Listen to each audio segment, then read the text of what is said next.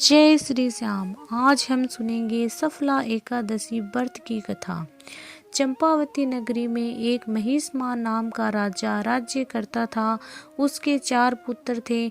उन सब में लुम्पक नाम वाला बड़ा राजपुत्र महापापी था।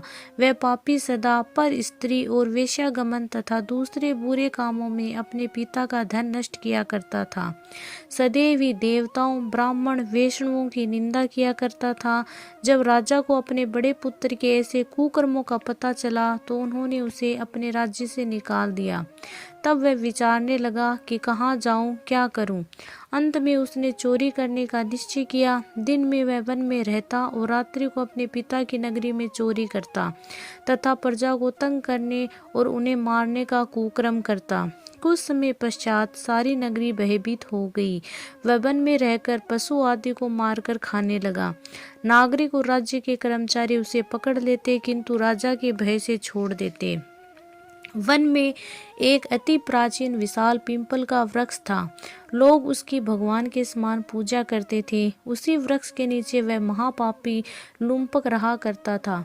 इस वन को लोग देवताओं की क्रीड़ा स्थली मानते थे। कुछ समय पश्चात पौष कृष्ण पक्ष की 10वीं के दिन वह वस्त्रहीन होने के कारण शीत के चलते सारी रात्रि सो नहीं सका। उसके हाथ पैर अकड़ गए। सूर्योदय होते होते वह मूर्छित हो गया। दूसरे दिन एकादशी को मध्याह्न के समय सूर्य की गर्मी पाकर उसकी मूर्छा दूर हुई। गिरता पड़ता वह भोजन की तलाश में निकला। पशुओं को मारने में वह समर्थ नहीं था, अतः पेड़ों के नीचे गिरे हुए फल उठाकर वापस उसी पीपल के वृक्ष के नीचे आ गया। उस समय तक भगवान सूर्य अस्त हो चुके थे। वृक्ष के नीचे फल रखकर कहने लगा, हे भगवान, अब आपके ही अर्पण है ये फल, आप ही तृप्त हो जाए। उस रात्रि को दुख के कारण रात्रि को भी नींद नहीं आई। उसके इस उपवास और जागरण से भगवान अत्यंत प्रसन्न हुए और उसके सारे पाप नष्ट हो गए। दूसरे दिन प्रातः एक अति सुंदर घोड़ा अनेक सुंदर वस्तुओं से सजा हुआ उसके सामने आकर खड़ा हो गया। उसी समय आकाशवाणी हुई, हे राजपुत्र, श्री नारायण की कृपा से तेरे पाप नष्ट हो गए। अब तू अपने पिता के पास जाकर राज्य प्राप्त कर।